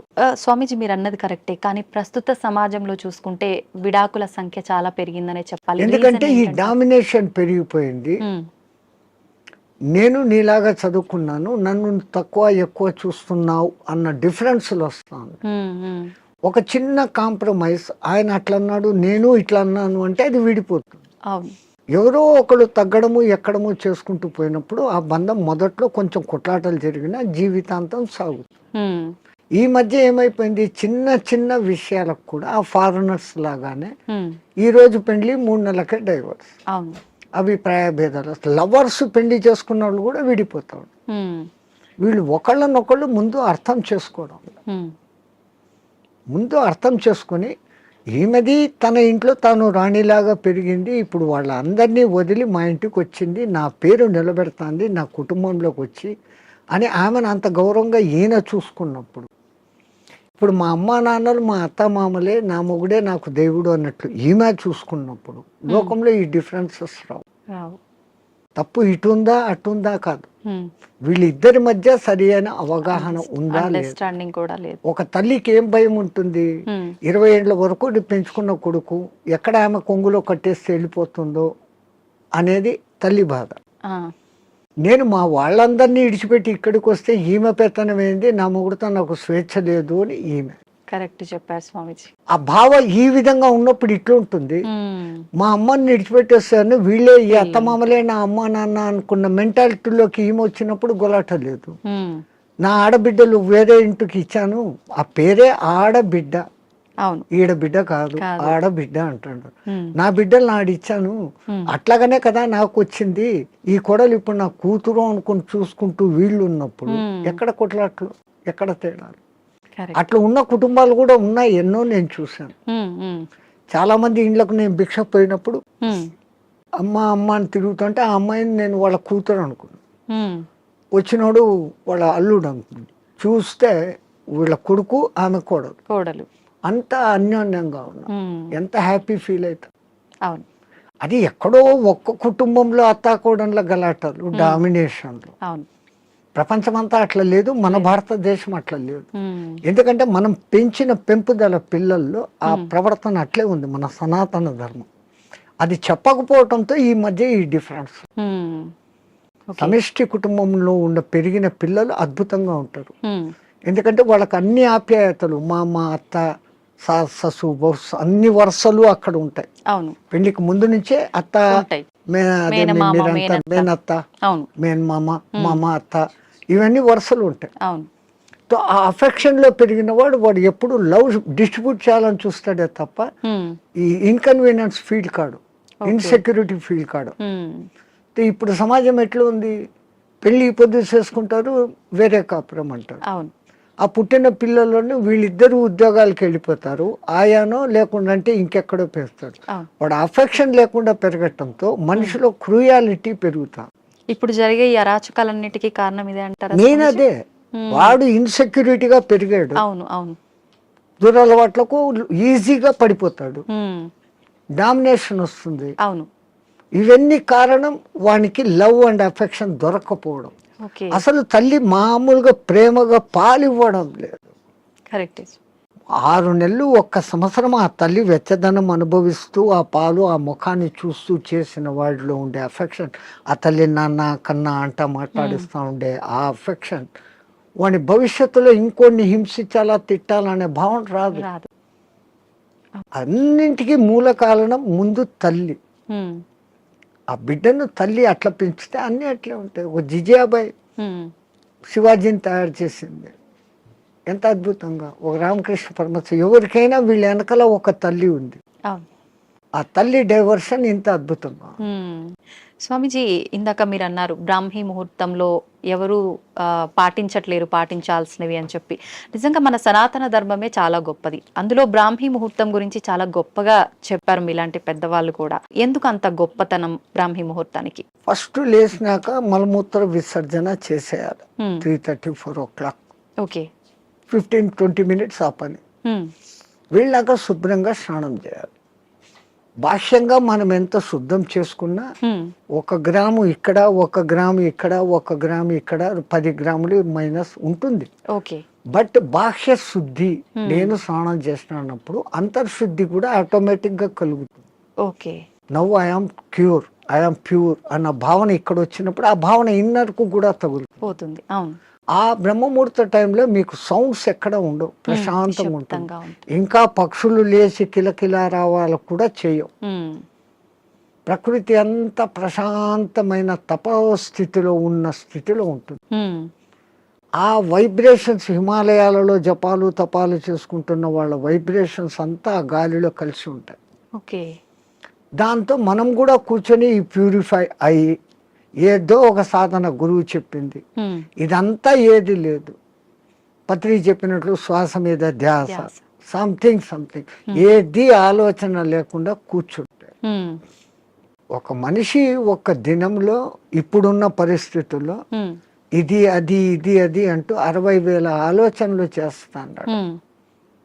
సముద్రంలో అలలన్నా ఏ పొద్దున్నా అలసిపోయి గమ్మనైతాయేమో కానీ ఈ మనోతరంగాలు అలవడం లేదు. One after one. ఈవెన్ మీరు నిద్రపోయినా నిద్రలో 5 గంటల సేపు మనసే పనిచేసి కలలు చూపిస్తుంది. ఆ 1 గంట సౌండ్ స్లీప్. అది మన నిజమైన తత్వం. అక్కడ మనం ఆత్మతత్వంలో ఉన్నాం. బట్ ఆత్మతత్వంలో ఉన్న మన సంగతి మనకు అప్పుడు తెలీదు. లేచిన తర్వాత I had a sound sleep అంటాను. సో ఈ సాధన ఉపాసనలు మన పెద్దవాళ్ళు నువ్వు మేలుకొని సుషుప్తి స్థితిలోకి పో అనేదానికి ఈ సాధనలు వ్యవహారాలు. ఓకే. అయితే ఇప్పుడు సాధనలు ఇవన్నీ చేయలేని వాళ్ళు, నార్మల్ వాళ్ళు ఇప్పుడు బ్రహ్మీ ముహూర్తంలో ఇలాంటి పనులు చేయాలి, అలాంటి పనులు చేయాలి, అసలు కరెక్ట్ బ్రాహ్మీ ముహూర్తం అంటే ఏ సమయం నుంచి ఏ సమయం వరకు? అదే చెప్పాను కదా, 3 to 3:45 దేవతల టైం. ఓకే. 3:45 to 4:45 ఋషుల టైం. 4:45 to 5:45 మానవుల టైం. ఓకే. ఆఫ్టర్ దట్ రాక్షసుల టైం అని అంట. ఇప్పుడు ప్రతి ఒక్కరూ రాక్షసుల టైంలోనే అన్ని స్నానాలు. సూర్యోదయం అప్పుడు ఆ అరుణ కిరణాలు అని వస్తాయి కదా, దాంట్లో ఎన్నో రకాల మనకు ఆరోగ్యాన్ని ఉత్తేజాన్ని కలిగించే వేవ్స్ ఉంటాయి. అల్ట్రావైలెట్, ఇన్ఫ్రారెడ్, ఎలక్ట్రోమాగ్నెటిక్, దానికి ఏమో ఇప్పుడు ఈ పేర్లన్నీ పెట్టారు. అప్పుడు సూర్యుని 7 వర్ణాలకు కలుపుకొని దాంట్లో తెలుపులో 7 వర్ణాలు ఉన్నాయని మన వాళ్ళు గుర్తించి చేస్తాడు ఆ సాధన, వర్ణ సాధన. ఇప్పుడు అదే కలర్ థెరపీ అని మళ్ళీ బయటకు వచ్చింది. రంగు బాటళ్లలో నీళ్లు పెట్టి సూర్యుడి దగ్గర పెట్టి బయట ఎండలో 7 రోజులు అట్లా పెట్టిన నీళ్లు తాగితే ఆ కలర్కు సంబంధించిన జబ్బు ఉన్న వాళ్ళకు క్యూర్ అవుతారు. ఒక్క సూర్యుడు ఆరోగ్య ప్రదాత అని మన వాళ్ళు చెప్పారు. దాంట్లో నుంచే ఇన్ని వస్తున్నాయి. ఇప్పుడు మన భూమి మీద పెరుగుతున్న మూలికలు అన్నీ పెరుగుతున్నాయంటే సూర్యుడు ఆధారం.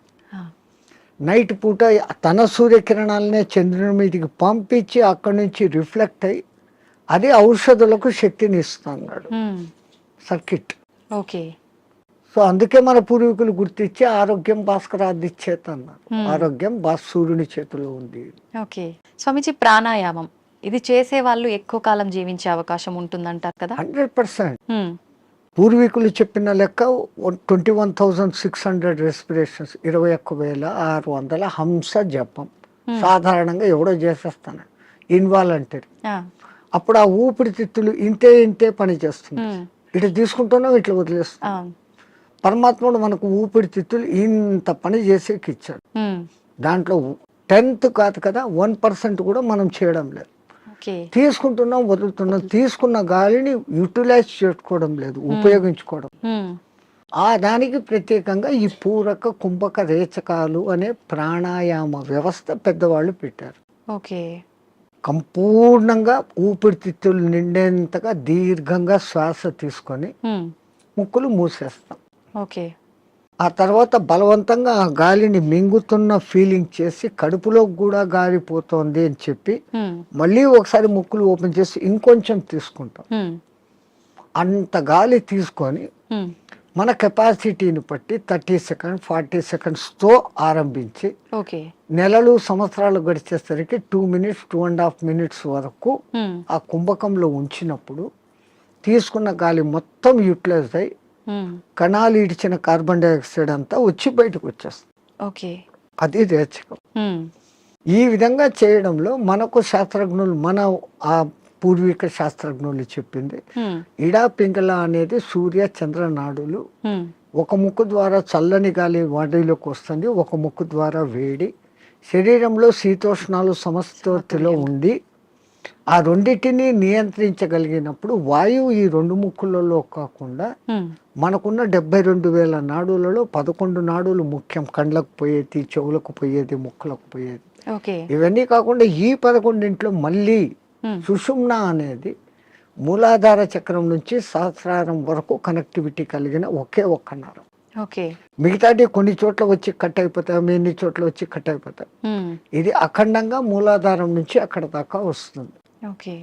దాని లోపలికి గాలి ప్రవేశం చేసినప్పుడు అక్కడ జరిగే సంచలనం మనిషికి దీర్ఘాయుష్. అసలు ఈ ప్రాణాయామం చేస్తేనే దీర్ఘాయుష్. కారణం మామూలు మనిషి ఒక నిమిషంలో 15 రెస్పిరేషన్లు తీసుకుంటే నేను నిమిషం సేపు గాలిని బంధించగలిగినాను అంటే నాకు 15 రెస్పిరేషన్లు సేవ్డ్ కదా. It is in my bank account. Okay. ఒక్క ప్రాణాయామంలో నేను 15 ఊపిర్లు మిగిలిపెట్టుకుంటే 1 గంట సేపు చేస్తే అంటే 60 నిమిషాలు ఇంటూ 15 900 వాయువులు. ఒక 10-11 దినాలు చేస్తే 9,000, 21,000 వచ్చేదానికి ఒక 10 రోజులు 1 నిమిషం చేస్తే 10 దినాల తర్వాత నాకు 1 దినం ఆయుష్ పెరిగింది. అవును. It is in my hands. So అదే నేను 2 నిమిషాలు చేస్తే 5 రోజుల్లోనే నాకు 1 రోజు ఆయువు పెరిగింది. అది కారణం. ఓకే. ప్రాణాయామంలో అది రహస్యం. ఇంకా ఈ ప్రాణాయాన్ని ఇంకా బాగా డెవలప్ చేసుకొని ఇడా పింగళలో కాకుండా సుషుమ్నలోకి ప్రవేశం చేస్తూ ఎక్కిస్తూ ఆడిస్తూ ఉన్నప్పుడు ఏదో ఒక దినం మన అదృష్టము, ఆ గురు కటాక్షము, దైవానుగ్రహము ఉండి ఆ గాలి కుండలిని ప్రేరేపిస్తుంది. ఓకే. ఒక్కసారి కుండలిని ప్రేరణ చేసినాక ఈ ఆత్మతత్వం ఏం, సృష్టి రహస్యం ఏం, పరమాత్మ ఏం, నేను ఏం అన్న సంగతి వాడికే తెలిసిపోతుంది. ఇంకా అది బయటికి చెప్పుకునేందుకు కానీ ఆనంద స్థితిలోకి వాడు ఉంటాడు ఆ సాధకుడు. ఇది మామూలు వాళ్ళకి సాధ్యపడుతుందా స్వామీజీ? ఎవరికైనా పశుపక్షాదులకు కూడా దేవుడు ఆ కుండలిని శక్తి ఇచ్చాడు. ఇప్పుడు మా ఫిజికల్ బాడీ తయారీలో మెదడు, చేతులు, కాళ్ళు, రెక్కలు, ఇంటర్నల్ ఆర్గాన్స్, గుండె, ఊపిరితిత్తులు అని మీకు ఫిజికల్గా ఎట్లా కనపడుతున్నాయో కనపడని అంగాలు షట్చక్రాలు అనేటివి, నాడులు అనేటివి అవి విశ్వశక్తి ప్రసారకాలు. నరాలలో రక్త ప్రసరణ, ఆక్సిడేషన్ ఇది జరుగుతుంది. అవును. మన వాళ్ళు ఈ 2 రకాలుగా చూశారు. అది వ్యవహారం. ఓకే. అక్కడ ఆ తేడాను గమనించి వాళ్ళు ఆ సాధనాలు చేశారు.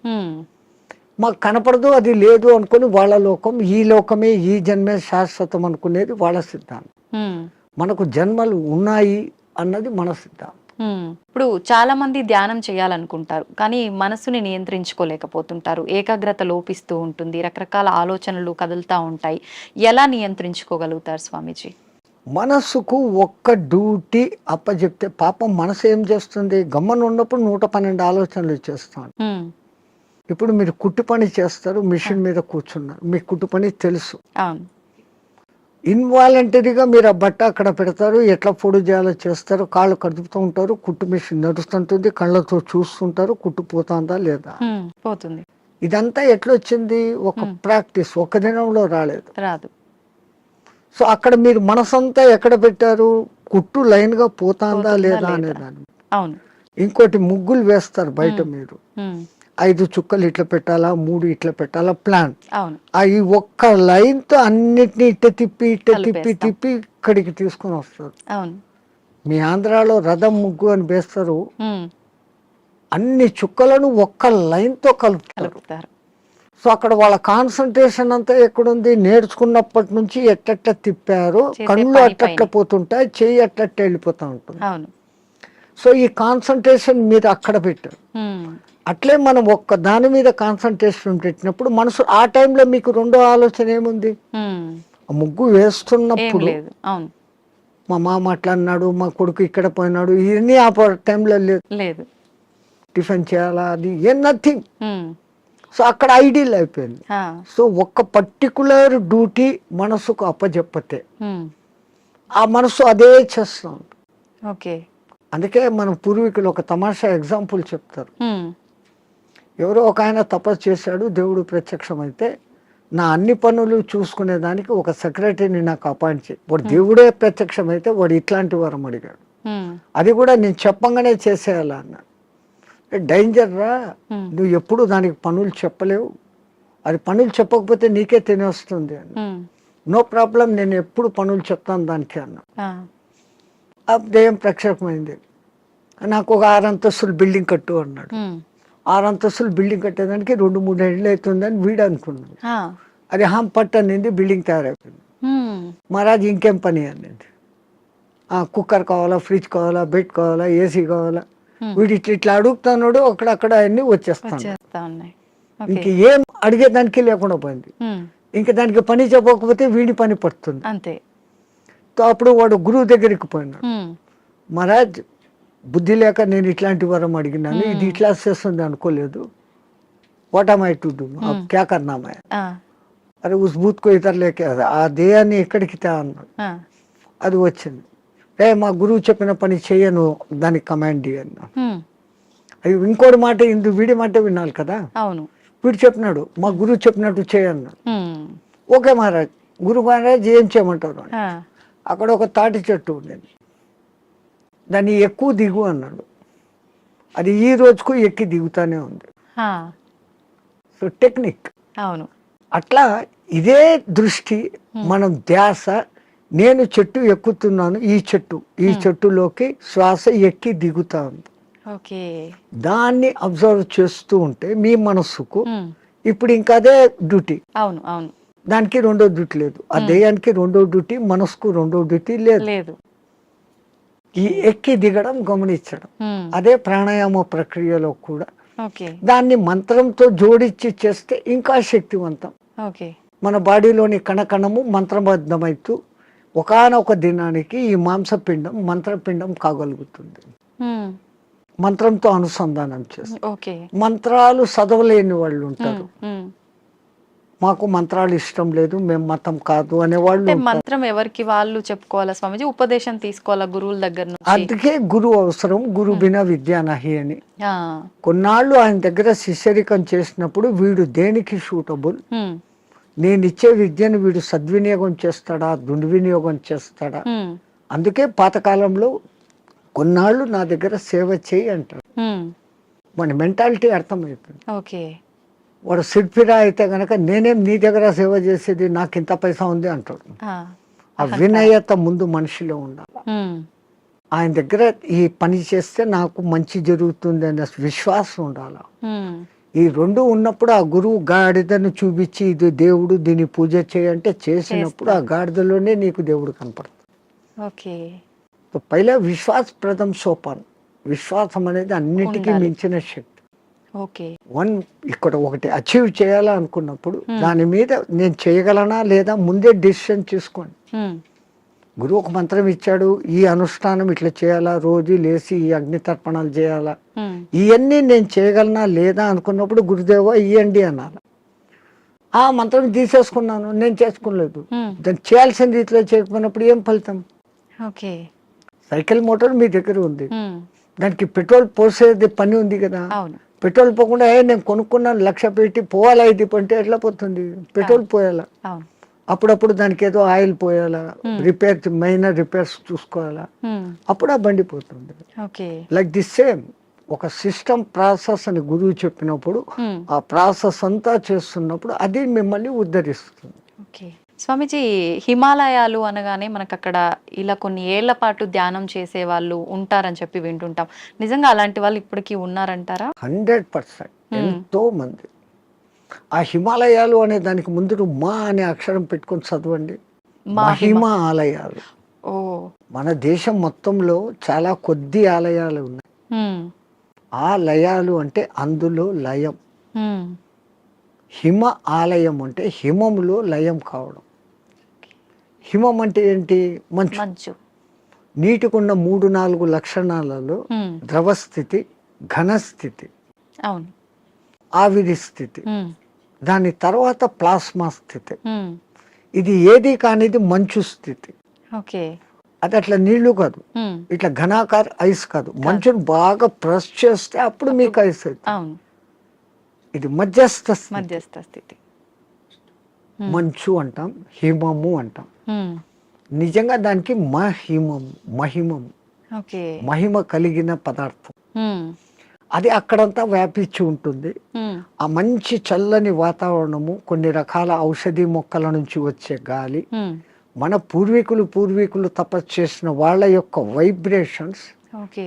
దేవతలు కూడా అక్కడ తపస్సు చేశారు, గొప్ప గొప్ప ఋషులు తపస్సు చేశారు, ఇప్పుడు చేస్తున్న వాళ్ళు ఉన్నారు. వాళ్ళ యొక్క వైబ్రేషన్స్ ఆ ఏరియాలో ఉంటాయి కాబట్టి మనం తొందరగా దానికి అకష్టమవుతాం.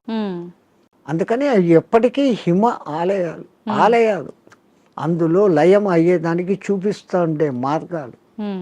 స్వామీజీ, వాళ్ళు అలా కొన్ని ఏళ్ల పాటు ధ్యానంలో ఉన్నప్పుడు ఆకలి దప్పికలు నిద్ర ఏమీ ఉండవు, అలా ధ్యానంలోనే ఉండిపోతారంటారు కదా, అలా ఉండడానికి అంటే వీళ్ళు ఎన్ని ఏళ్ల పాటు వాళ్ళు సాధనమ్మా. ఏది ఇప్పుడు నేను చెప్పాను, ఏది సాధించాలన్నా సాధన. మీ తెలుగులో సింపుల్ పద్యం, సాధనతో పనులు సమకూరు ధరలోన విశ్వదాభిరామ వినర.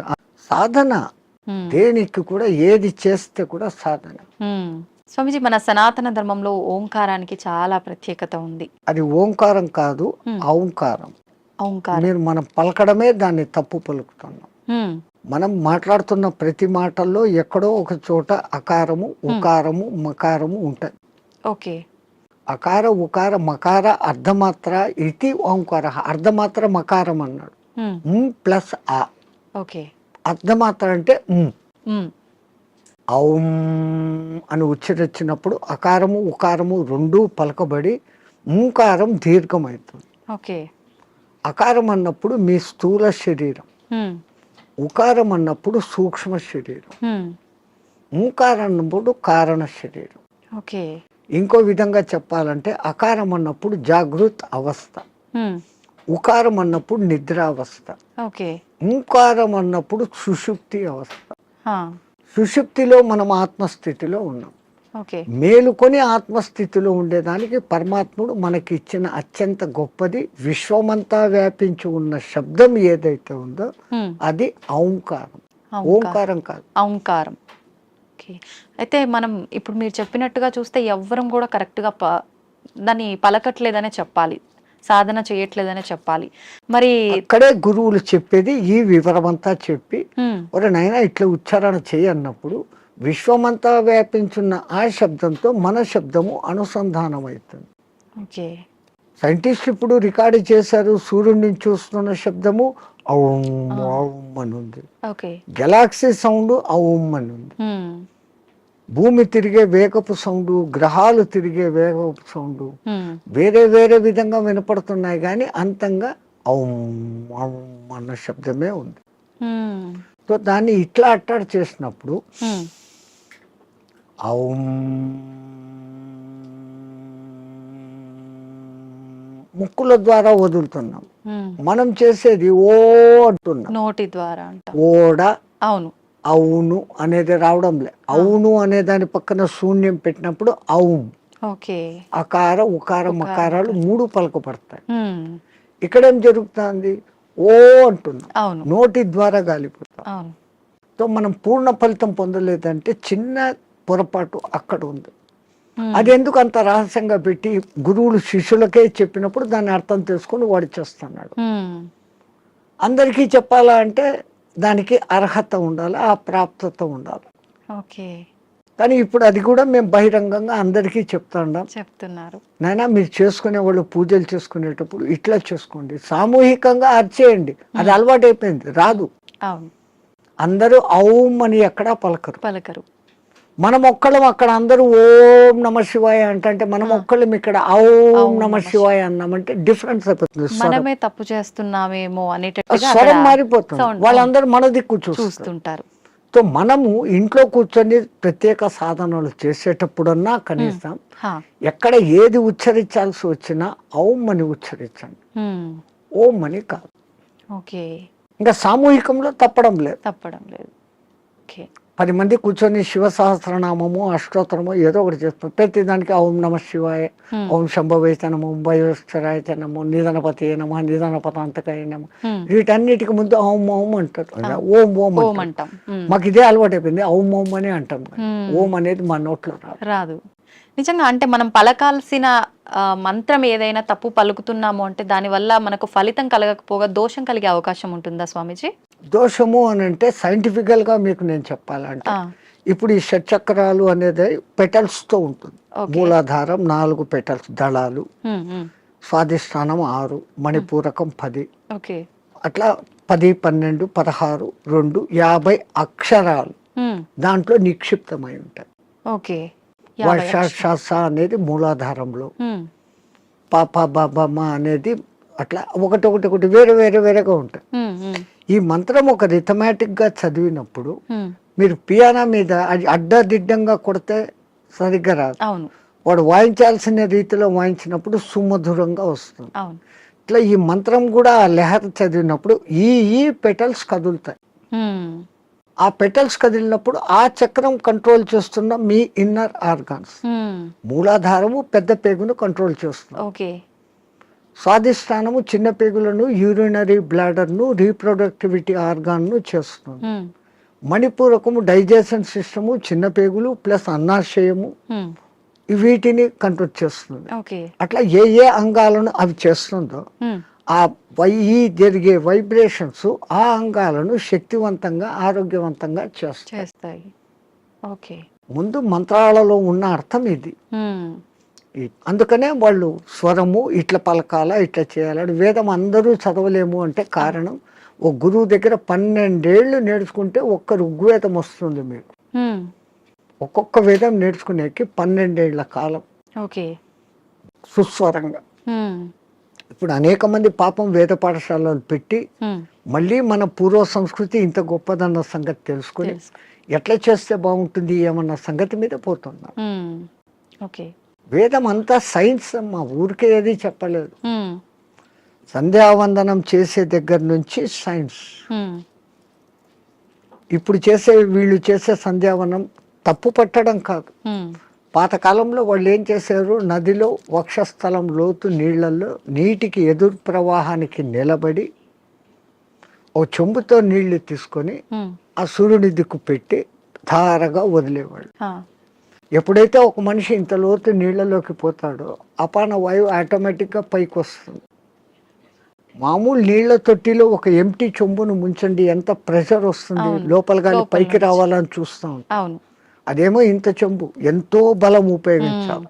కరెక్టే స్వామిజీ. సో ఈ అపాన వాయువు పైకి వస్తుంది. ఉమ్, మనం చెంబు నీళ్లు తీసుకొని అన్నప్పుడు ప్రాణవాయువుని తీసుకున్నాం. ఉమ్, ప్రాణ అపాన సమాయక్తం పచాన్యన్నం చతుర్దినం అని భగవద్గీతలో చెప్పిన ఆ ప్రాణ అపాయాల సమ్మిళనం జరిగి ఉమ్, శరీరంలోని స్థూల సూక్ష్మ కారణ శరీరాలకు ఆ శక్తి పోతుంది. ఓకే. ఆ ధార అట్లా వదులుతున్నప్పుడు సూర్యకిరణాలు ఆ ధారలో నుంచి ఫిల్టర్ అయ్యి వచ్చి ఇట్లా పెట్టి పోసేటప్పుడు సరిగ్గా మన షట్చక్రాలు ఉంటాయి. ఆ ధార మన ఎదురుగా షట్చక్రాల దగ్గర పడతా ఉంటుంది. ఉమ్, ఆ కిరణాలు ఆ ఈ ధారలో నుంచి ఫిల్టర్ అయ్యి మన షట్చక్రాలకు ఉమ్, కావాల్సిన కిరణాలను అందిస్తుంది. సూర్యుడిలో అనేక కిరణాలు ఉన్నాయి. సహస్ర కిరణుడు అని ఆయనకు పేరు. 1000 రకాల కిరణాలు ఉన్నాయి. ఒక్కొక్క కిరణం ఒక్కొక్క పని చేస్తుంది. ఉమ్, ఆ పని చేయడం కూడా 12 నెలలలో ఒక్కొక్క నెలకు ఒక్కొక్క విధంగా చేస్తుంది. ఉమ్, అందుకనే ద్వాదశాదిత్యుడు అని పేరు పెట్టారు. ఉన్న సూర్యుడు ఒక్కడైనా ఉమ్, ఒక్కొక్క నెలలో ఆయన మార్పులు చెందుతూ ఆ కిరణాల ప్రవాహం ఇస్తాడు. ఇప్పుడు ఈ విధంగా సంధ్యావందనం చేసినప్పుడు రావాల్సిన గుడ్ కిరణాలు మనలోకి వచ్చి ఉమ్, ఆరోగ్యం బాగుంటుంది. చక్రాలు నీట్గా యాక్టివేట్ అవుతాయి. ఓకే. అసలు గాయత్రి మంత్రం 24 అక్షరాలు చదివినప్పుడు మన 24 తత్వాలు శుద్ధీకరణ. ఉమ్, అవన్నీ వైబ్రేషన్ వర్డ్స్. ఓకే. శబ్దం వైబ్రేషన్ క్రియేట్ చేస్తుంది. పెద్ద పెద్ద సైంటిస్టులు ఇప్పుడు నిరూపణ చేస్తున్నారు. పలకాల్సిన రీతిలో ఓంకారం పలుకుతే ఉమ్, అది దూరంగా స్క్రీన్ మీద మీకు గొప్ప శ్రీచక్ర యంత్రాన్ని చూపించింది. ఉమ్, ప్రూవ్డ్. ఓకే. ఇంకొన్ని మంత్రాలు చదివినప్పుడు ఇంకొన్ని డిజైన్లు వచ్చినాయి. ఉమ్, అవన్నీ ఏది మన పూర్వీకులు యంత్రాలు అని గీస్తారే. అవును. ఈ గ్రహానికి ఇట్లా గీయాలి, ఇట్లా పెట్టాలి, ఉమ్, ఇంత చకోరాలు, ఇంత వృత్తాలు అని. అవును. అదంతా ఏమంటే ఇది ఉమ్, శబ్దశాస్త్రము రేఖాశాస్త్రాన్ని అనుసంధానం చేసి వాళ్ళు ఆ శబ్దోత్పత్తి ఈ వైబ్రేషన్స్ ఇట్లా క్రియేట్ అవుతాయని వాళ్ళకి తెలుసు. ఓకే. అందుకని ఆ రిథీమ్గా పలికినప్పుడు ఆ ఫలితాలు వస్తాయి. స్వామిజీ, నేనే గాయత్రి మంత్రంకి సంబంధించి అడుగుదాం అనుకున్నా, మీరే ఆ టాపిక్ తీసుకొచ్చారు. గాయత్రి మంత్రం ఆడవాళ్ళు చదవటానికి పనికిరాదు అని చెప్పి 100% చదవచ్చు. ఉమ్, మంత్రము సూర్యుడిదైన అధిష్టాన దేవత అమ్మ గాయత్రి దేవి, ఉమ్, 5 ముఖాలతో ఉన్న మహాతల్లి అని మనం చెప్పుకుంటాను. ఉమ్, అట్లాంటప్పుడు స్త్రీ చదవకూడదని ఎక్కడుంది? ఇదే విషయమై పండిత శ్రీరామ శర్మ అనే మహానుభావుడు, ఉమ్, ఆయన ఉత్తరప్రదేశ్లో ఉండేవాడు. 24 ఏళ్ళు సంవత్సరానికి 24 లక్షల గాయత్రిని చేస్తూ ఉపాసన చేస్తే ఉమ్, ఆయనకు ఆ తల్లి తాను ఉన్న ప్రదేశం, విశ్వామిత్రుడు తపస్సు చేసుకున్న ప్రదేశాన్ని చూపిస్తే ఉమ్, అక్కడ పోయి ఈ అఖండ జ్యోతిని పెట్టి నిత్యము గాయత్రి యజ్ఞాలు చేస్తూ ఉమ్, ఆడవాళ్లకు యజ్ఞోపవీతాలు వేస్తూ గాయత్రి ఉపదేశం చేసేవాడు. ఓకే. అప్పుడు కొంతమంది ఉత్తరప్రదేశ్ బ్రాహ్మణ్స్ ఉమ్, ఆయన మీద కోర్టులో కేసేసినారు. నువ్వు వేదాన్ని భ్రష్టు పట్టిస్తున్నావు, మా సదాచారాన్ని భ్రష్టు పట్టిస్తున్నావు, వేదాలు గాయత్రి మంత్రం చదవకూడదు. ఓకే.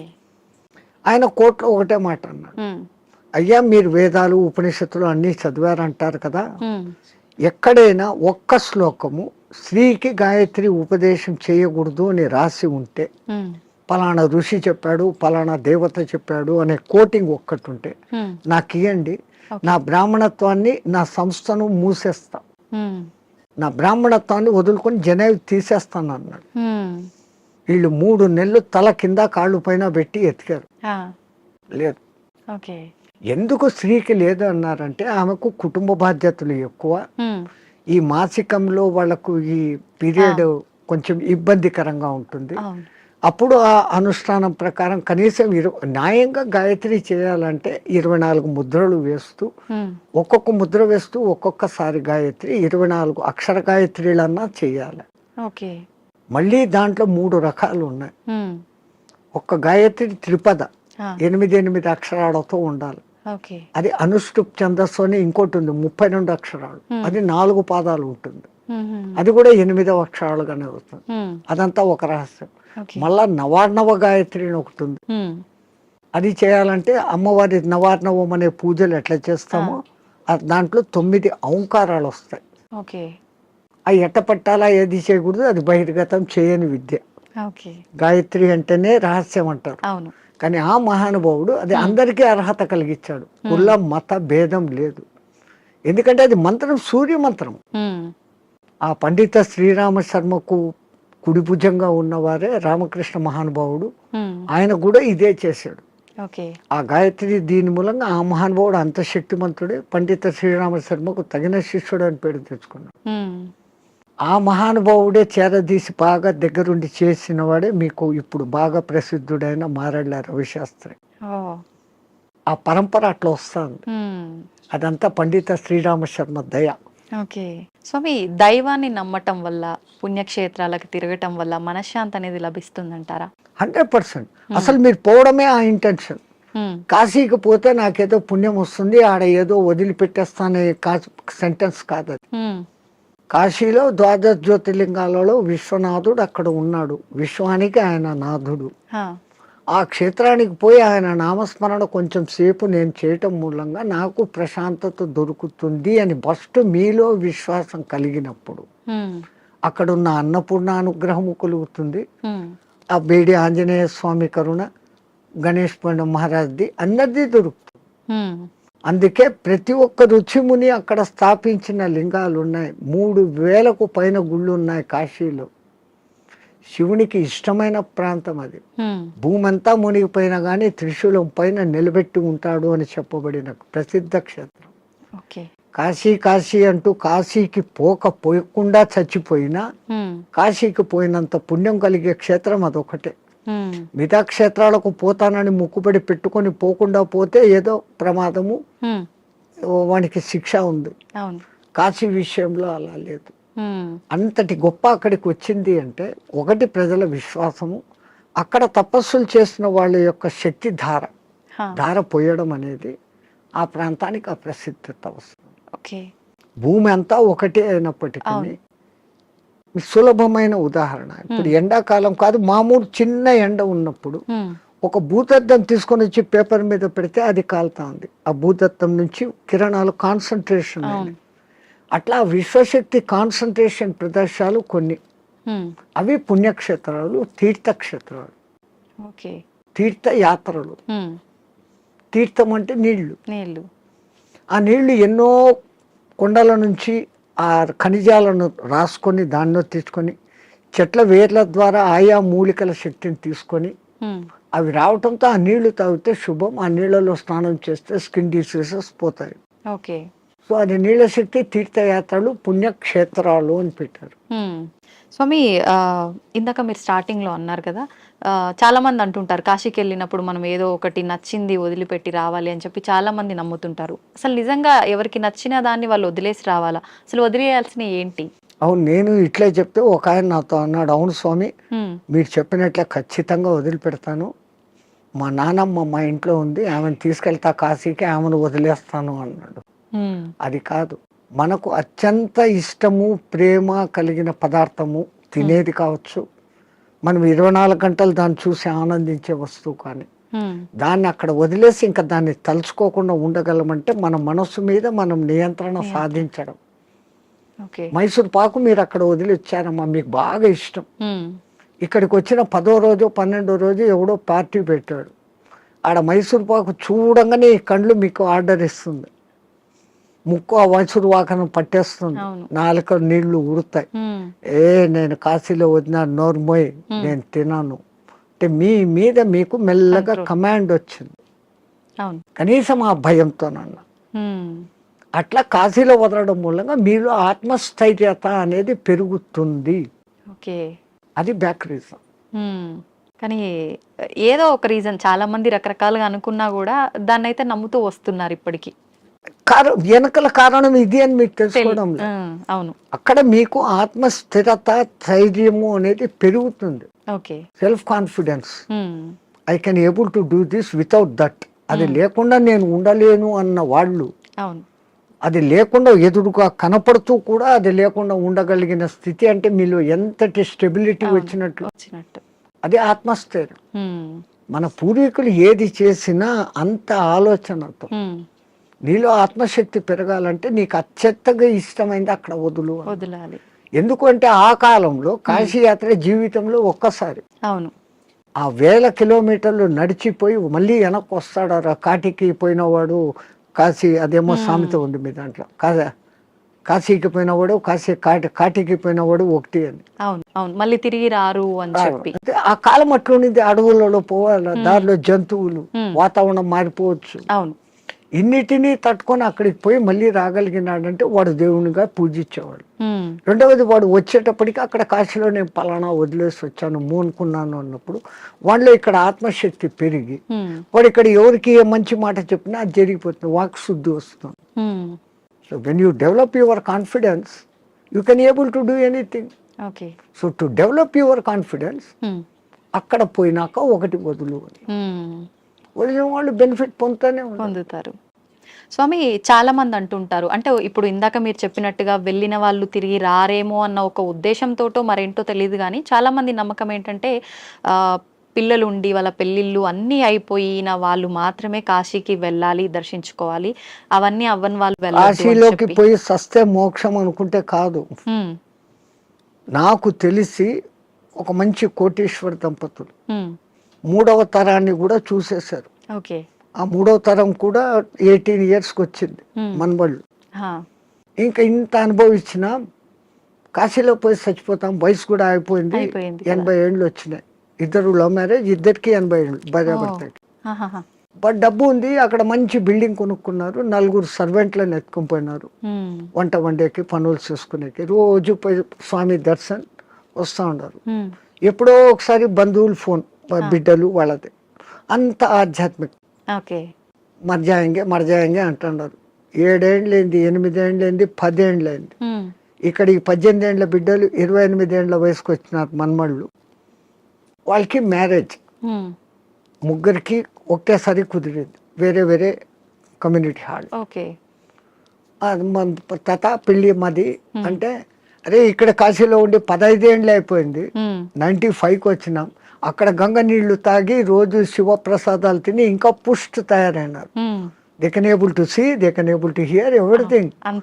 బాగుంది. అరే ఇంకా ఉంటాం కదా, ఒకసారి పెళ్లి చూసుకొని వస్తామని ఆ, ఫ్లైట్లో వచ్చినారు, ఓకే. వెళ్ళి చూసుకున్నారు, రాత్రి పడుకున్నారు, పడుకున్న వాళ్ళు పడుకున్నట్లే జై శ్రీరామ్ అయిపోయినారు. ఇద్దరు వాళ్ళకు కాశీలో మరణం లేదు. ప్రాప్తం లేదు. అరెరే. అందరికీ మరణము సాధ్యమా? అలా అని మరి కాశీలో ప్రాప్తం లేదని అక్కడే ఉంటే ఎప్పటికీ మరణం ఉండదనేది కూడా. ఆ మాటకు వస్తే తల్లి, ఇప్పుడు గంగలో మునిగితే నాకు పుణ్యం వచ్చేస్తుంది అనుకుంటే, గంగలోనే ఉండే చేపలు, కప్పలు, ముసళ్ళు అవి అక్కడే పుట్టాయి, అక్కడే పెరిగాయి. ఒక్కసారి గంగా స్నానం చేస్తే, ఉమ్, సరే మీరు కాశీలో పొద్దున్న నుంచి సాయంత్రం వరకు 10 సార్లు గంగా స్నానం చేశాను అంటారు, ఉమ్, కానీ మీరు చేసింది ఒకటే స్నానం. ఉమ్, మీరు స్నానం చేయగానే ఆ నీళ్లు ఫ్లో పోయినాయి కదా. అవును. ఆ తల్లి నిరంతర ప్రవాహం, ఎప్పుడూ కొత్త నీళ్ళు అక్కడ ఉన్నాయి. ఉమ్, స్నానం చేస్తే నాకు పవిత్రత వచ్చేసింది గంగలో చేస్తే అని కాదు. ఉమ్, గంగలో స్నానం చేసే ముందు ఇంతకు ముందు నా గత జన్మ బుద్ధులు, గత జన్మ కాదు, నా గత జీవితం బుద్ధులు, ఆ, లక్షణాలు మార్చుకుంటాను. ఓకే. నేను ఇంక మీద అట్లా ఉండను. అక్కడ మిమ్మల్ని మీరు జస్టిఫై చేసుకొని, ఉమ్, తల్లి నాకు ఆ బుద్ధి ప్రసాదించు అని మునిగి లేచి, ఉమ్, ఆ మాట ప్రకారం మీరు ఇక్కడ ఉన్నారంటే మీకు మోక్షము ముక్తి. ఉమ్, అంతే తప్ప ఆడపోయి 100 మునగటం మునకలు వల్ల వేసి కాదు. ఈడు వచ్చి అత్తమామల్ని తిట్టో, అమ్మా నాన్నలను తిట్టో, ఉమ్, ఉమ్, భర్తని హింసించో, భార్యను హింసించో, సంవాట్ మగ ఆడ ఎవడైనా చేసేది. ఈ తప్పులన్నీ ఇక్కడ చేస్తూ, నేను పోయి గంగలో 6 సార్లు మునిగొచ్చాను, నేను సస్తే మోక్షానికి, నువ్వు పోవు. ఓకే. నువ్వు అక్కడ మార్పు చెందేదానికి మునగాలి. ఓకే. అందుకే పాతకాలంలో అక్కడ మునిగేటప్పుడు పంతుళ్ళు మీ చేత ఉమ్, 10 మంత్రాలు చెప్పిస్తారు. దశ హరాయే గంగాయే స్వాహ.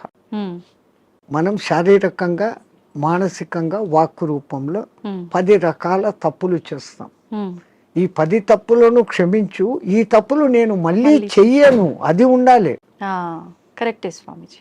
ఆ దేవుడా నేను చేశాను, నన్ను క్షమించు, మళ్ళా పోయి అదే చేస్తాను, ఉమ్, నో యూస్ కదా. అవును. డు నాట్ రిపీట్, మళ్ళీ చెయ్యను కూడకుండా ఉండగలిగితే అప్పుడు ఆ కాశీలో స్నానం చేసిన పుణ్యం. కాశీనే కాదు, ఏ నీళ్ళలో, నర్మదా, ఉమ్, కావేరి, గోదావరి, కృష్ణ, కితనే హై. అవును. స్వామి, కాశీలో మరణించిన వారికి చెవు ఇలా పైకి వచ్చినట్టుగా ఉంటుందని చెప్పి అంటుంటారు కదా, నిజమేనా? సైంటిఫికల్ గా కూడా ప్రూఫ్ అయింది. ఎందుకని అట్లా? అక్కడ ఉన్న ఆ వాతావరణము, ఎంత శవాలను అక్కడ కాలుస్తూ ఉన్నా, ఈ మధ్య కొంచెం అక్కడ మాంసాహార దుకాణాలు పెట్టినా, ఉమ్, ఆ ప్రత్యేకమైన కాశీ ఏరియాలో ఒక వాయు వైబ్రేషన్స్ వేరే, ఉమ్, ఆ నిరంతర భగవన్నామ ఉచ్చారణ వైబ్రేషన్స్ ఆ గాలిలో కలిసి, ఓకే. అక్కడ చనిపోయిన మనిషికి ఈ కుడి చెవు కింది భాగం దగ్గర ఒక నరువు ఉంటుంది. ఉమ్, ఆ నరువు ఉబ్బుతుంది, ఓకే. బాడీ అంతా ఉబ్బుతుంది, ఫస్ట్ ఆ నరువు అక్కడ ఉబ్బుతుంది ప్రత్యేకంగా అక్కడ. ఉమ్, ఉమ్, ఉమ్, మిగతా ప్రాంతాలలో అది జరగదు. ఓకే. పాపం సైంటిస్టులు ఎంతో ప్రయత్నం చేస్తూ ఉన్నారు, ఎందుకు అట్లా జరుగుతుంది అని. అది ఇంకా రుజువు కాలే. అవునా? బట్ 99% గుర్తించారు. ఉమ్, ఏ ఊరు చచ్చినా కొంచెం రెడ్డిష్ కలర్ వస్తుంది, కారణం అక్కడ ఆ నరము జర ఊబుతుంది. ఓకే. అయితే చాలా మంది దానికి రీజన్ ఇది అయ్యి ఉంటుంది, శివుడు అక్కడ చనిపోయిన వాళ్ళకి చెవులో ఏదో చెప్తాడు అని అది చెప్పి అంటారు చూసి కదా. మన పూర్వీకులు ఉమ్, అక్కడ వచ్చి రామతారకం చెవులో చెప్తాడు, ఆయన గట్టిగా చెవులు ఆగబట్టి అది అక్కడ ఎర్రగైంది అంటాడు. హా, ఆయనకు అదే పని, ఆ సచ్చినోడికి అందరి దగ్గర పోయి చెవులు పీకి చెప్తానే కూర్చుంటాడా? అంతే కదా. మనకు ఆ విశ్వాస్. అంతే. కాశీలో నేను చనిపోతే శివుడు నన్ను స్పృశిస్తున్నాడు, ఉమ్, నేను ఈ బాడీ వదిలిపెట్టినాక నన్ను ఎవడు స్పృశిస్తా నాకేం తెలుస్తుంది. దీని పేరు అప్పుడు సదానంద అన్నారు, శవం అంటారు, పేరు పోయింది. ఉమ్, పుట్టినప్పుడు తల్లిదండ్రులు పెట్టిన పేరు ఈ బాడీతో పాటు బాడీ లోపల ఉండేది బయటికి పోయినాక దీన్ని బాడీ అంటారే కానీ పేరుతో పిలవరు. అవును. ఆ గంటకో 2 గంటలకో శివుడు వచ్చి చెవులో చెప్తాడు అంటే ఉమ్, అది నమ్మకూడదు అంటే నమ్మకూడదు. నేను విమర్శగా చెప్తే ఇది. కానీ మనమంతా ఆధ్యాత్మిక లోకంలో ఉన్నాం, ఆ విశ్వాసం తరతరాలుగా జరుగుతుందంటే ఎవడికో అది చెవుతో చెప్పాడు, ఇంకోడు చూశాడు. ఓకే. ఏ మాట బయటికి ఊరికే రాదు కదా. అవును. అది సత్యమైనప్పుడు ఉమ్, నేను సస్తే అక్కడ శివుడు నన్ను చూస్తాడనే ఈ భావనతో పోవడమే ఎంత గొప్ప. ఆయన వచ్చి పీక్తాడో లేదో తెలియదు, కానీ పీక్తాడు అనేది మన సంపూర్ణ విశ్వాసం. అట్లాగనే కొన్ని క్షేత్రాలలో మరణం ముఖ్యం. ఉమ్, ఈ భూమి అంతా అదే క్షేత్రమే కదా. ఇంట్లో సస్తే కూడా ఉమ్, అదే చావే. కానీ వీడి ఇంట్లో ఎంతసేపు సత్యం ముందర కూడా నేను నా వాళ్ళు అది పోయింది ఇది పోయింది నేను ఇంకా అది చేయలేదు అంటా సస్తాడే తప్ప ఉమ్, నేను కాశీలో ఉన్నాను భగవత్ సంకల్పం భగవద్ దర్శనం అవుతుందన్న భావంలో ఉండడు. అందుకే కనీసం సత్యం ముందరన్నా నామస్మరణ చేయండి. ఉమ్. సంతోషం స్వామి, చాలా మంచి మంచి విషయాలు మీ ద్వారా తెలుసుకున్నాను. నాకు చాలా సంతోషంగా ఉంది మిమ్మల్ని కలిసినందుకు. మంగళమతి. ధన్యవాదాలు స్వామి. జై శ్రీరామచంద్రజీ.